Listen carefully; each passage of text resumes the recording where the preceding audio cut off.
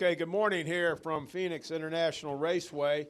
We appreciate everyone being here this morning. We've got a great weekend lined up, both our NASCAR Sprint Cup Series and our NASCAR Xfinity Series here at PIR. And I can't think of a better way to lead off our media availability than to have Kevin Harvick join us here. And Kevin drives the number 4 Jimmy John's Chevrolet for Stewart-Haas Racing. Kevin, I'm going to ask the obvious question, I guess.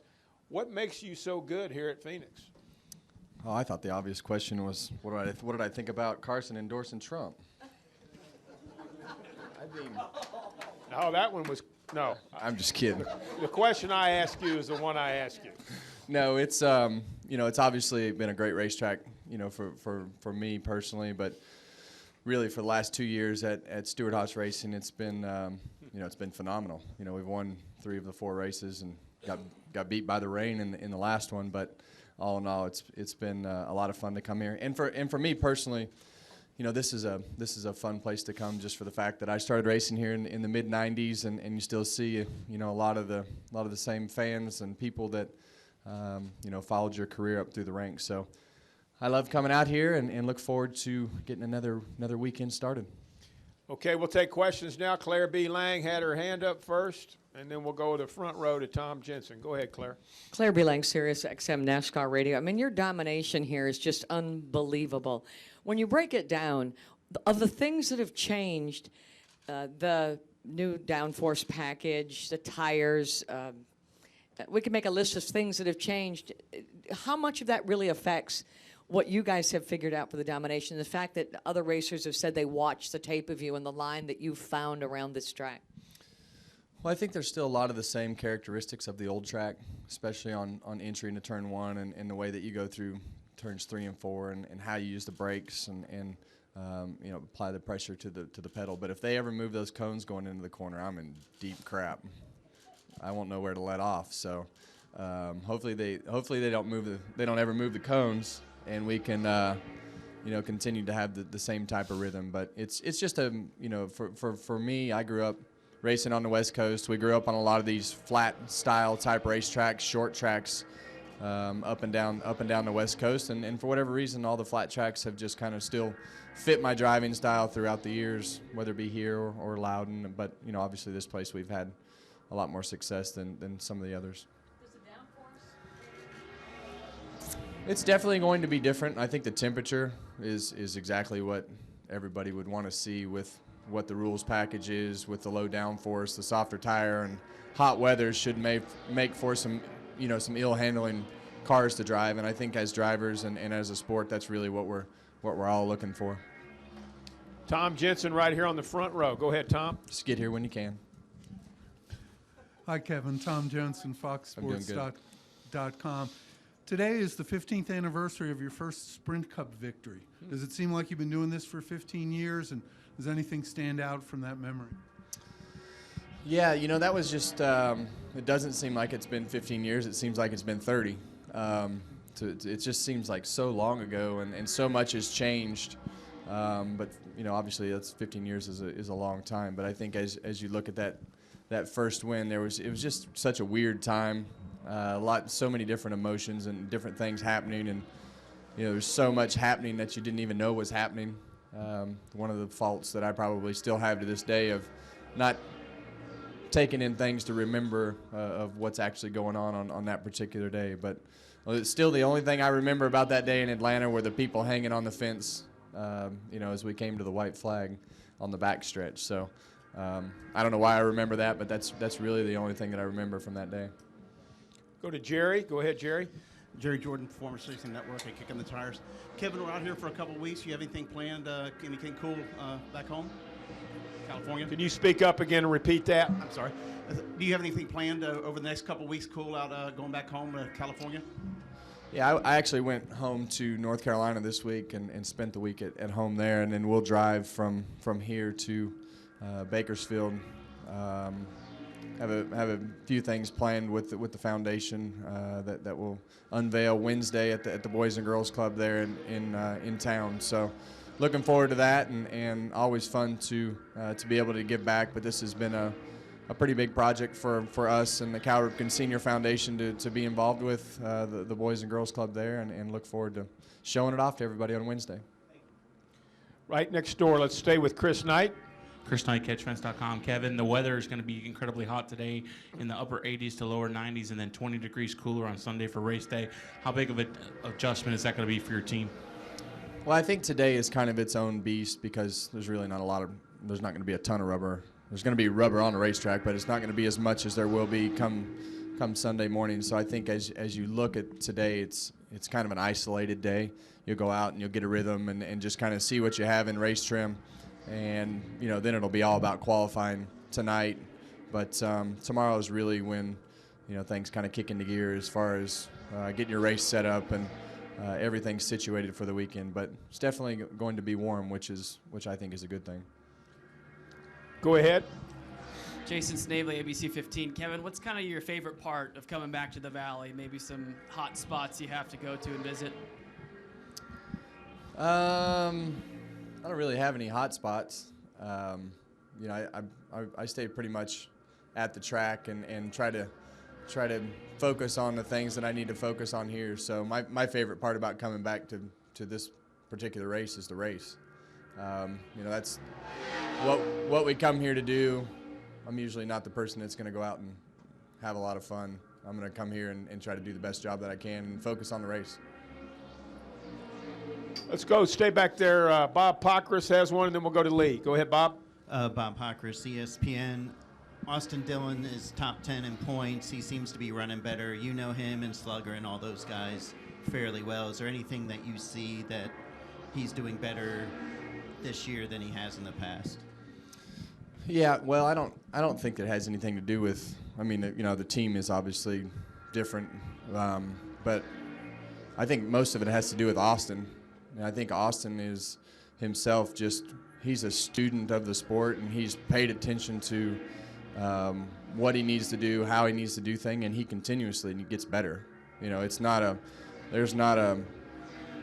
about where you can go and what you do. He wants to be fast in the race car, and you can see that from the outside looking in, that he wants to concentrate on his job, and he wants to go out and get better each and every week. And I think a lot of that really started to stem last year from the success that he had in the Xfinity car. And as we went through the year, the more success he had, the better he got on Sundays. So I think a lot of that just has to do with him getting better as a driver, and he's in tune with what's happening on the racetrack and with the race car, it seems, just by looking in.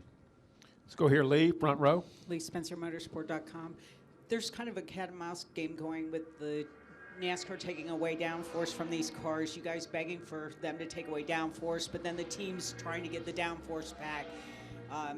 Brad Keselowski, after his win and in his post-win comments on the radio, TV, whatever, has said that they've already gotten a lot of the downforce back in the car. It's cost millions of dollars to do that, but how do you stop that cat and mouse game between NASCAR and the competitors? The competitors saying they don't want low down, drivers want low downforce, but then the engineers put the downforce back in the cars. Well, that's going to continuously happen, because that's really the team's job are to make the cars better and make things continuously get better. But I think as you look at Atlanta and you look at Las Vegas, I think as we move forward, I think that everything's going to continue to get better, just for the fact that Goodyear's going to get a better idea of how far they can go on the tires. At Atlanta, there was nobody who ran a full fuel run on a set of tires, and that's really what everybody wants. But you go to a place like Las Vegas, and Goodyear gets into a little bit of a box because they can't do what they did at Atlanta because the speeds are so high, the lows are so high, and the cars wind up running so fast. So you come to a place like this where they feel like they've been pretty conservative over the last several years, and they're going to have a softer tire. You're going to have some warm temperatures this weekend, and those are the types of things that we can't control are the weather. And when you see the overcast, cool, cloudy conditions like you had last week, it kind of puts everybody in a box. But I think as we go through this particular season and we get closer to the middle of the year and the councils meet and they talk about what we want to do going forward. And I know there's been a lot of conversation of continuously taking downforce off the cars and doing things to. There's going to be a set amount of downforce for the most part that happens every year. The teams they're going to continuously gain downforce. They're going to get smarter with the car. They're going to get smarter with the things that they do. So there's definitely been a lot of talk on continuing to take downforce off the cars in order to stay ahead of the team. So we'll see how that evolves. And I've had a couple of people on Twitter ask, and it could just be competition. No, don't blame it on don't blame it on Twitter. It could be competition trying to stir the pot. Will we see you in a Ford with Stewart-Haas Racing next season? I don't see any reason why that wouldn't Change. happen. That would change. I mean, for me, I'm in the best position that I've been in with my team. I feel like I have the best crew chief in the garage. It would be pretty tough to turn around and walk out on everybody who's been a part of building everything that we've built so far. Appreciate it. Thank you. Let's go all the way to the back. Go ahead, sir. Yeah, Kevin. Mark Armia with Arizona Republic. When Jimmy was having his stretch, domination, he won 4 or 5 here. Were other drivers such as yourself, did your mission become twofold? Not only beat the track, but find a way to beat Jimmy? To beat who? Jimmy Johnson.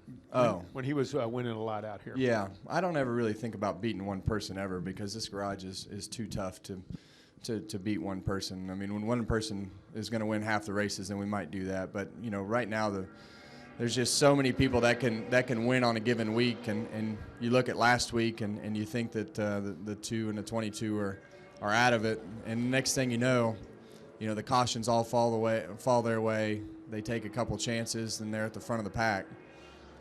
So you never really know where the twists and turns of the race are going to go, and the cars are so close and so competitive now that you have to have everything go your way on a particular day as well in order to win the races. But it's never going to be about one car. There's 20 cars that can win on any given week, in my opinion, no matter where you are. Final question, Jim Utter. Jim Utter, Charlotte Observer, very early, but in 3 races, I don't think you finished worse than 7th. You led a lot of laps at Atlanta. Do you feel your team has got a good grasp so far on the changes, and do you feel just as good starting this year as you have the last 2? Yeah, we had a pretty solid week. We've had a disastrous last 2 weeks, in all honesty. I had a stomach virus last week, and the last thing I wanted to do was sit in a race car. And the week before, we had no race engineer, Rodney, and those guys kind of winged it at Atlanta. And halfway, 3 runs left in the race, the brake pad broke in half on the left front, and had to drive the car with 3 brakes for the rest of the weekend. So we've just had a lot of circumstances that we've got to get everybody healthy and get everybody in sync. But the cars have been plenty fast, and we just hadn't been able to get everything out of them just for one reason or another over the last 2 weeks. But it seems like everything's going fairly well to overcome the things that we have in the last 2 race weekends. Kevin, before I let you go, I just want to have you comment maybe last weekend in Las Vegas you had one of your athletes win a championship. Maybe talk about the significance of that and just the excitement of her success. Well, the first thing I want to do is say thank you to everybody, because it seems like everybody has, especially in this room, has really caught on to just kind of what we're doing with the UFC, and you guys have been very supportive in the things that you've written and talked about, and I think it brings a lot to what we do around here, especially when she shows up at the racetrack with the belt. And I think we had 100 or so people show up to the fight, and most of them were from this garage. So it's been a situation that's been very supportive, and to see Misha win the belts and see what that has meant, to her, but not only to her, but just as the company at KHI management, and see all the things that it has brought to the table has been pretty eye-opening. So just really, really proud of the things that she's been able to accomplish, but really everybody as a group from a KHI standpoint. And the hardest part was sitting in a motorhome by myself while everybody was there last week, having to watch and not being able to be at the event. But Dale Jr. took care of making sure Delana didn't get overwhelmed with everything that was going on, and he had a good time. And I know that Danica and Ricky and several of the drivers. I know Jimmy's always supportive of everything that we do in the ring. So it's been a lot of fun, and originally that was what you thought it was all about. And now it's actually turned into real business that we actually have fun with. So we're enjoying it. Thank you for everything. Congratulations, Yep. Kevin, on that. Congratulations.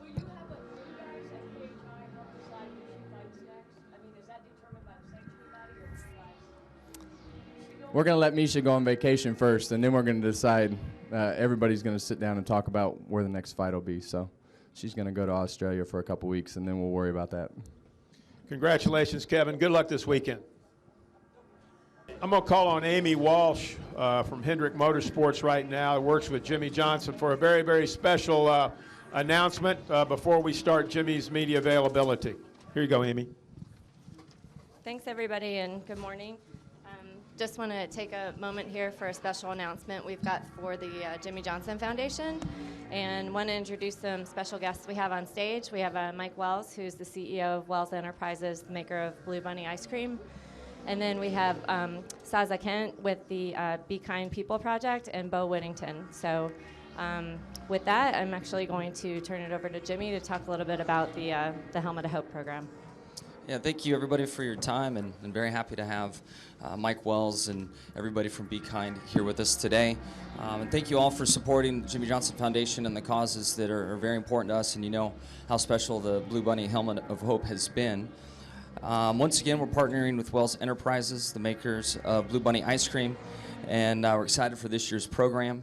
To date, we've contributed over $810,000 to 81 charities through this helmet program, and this is the 5th year that we've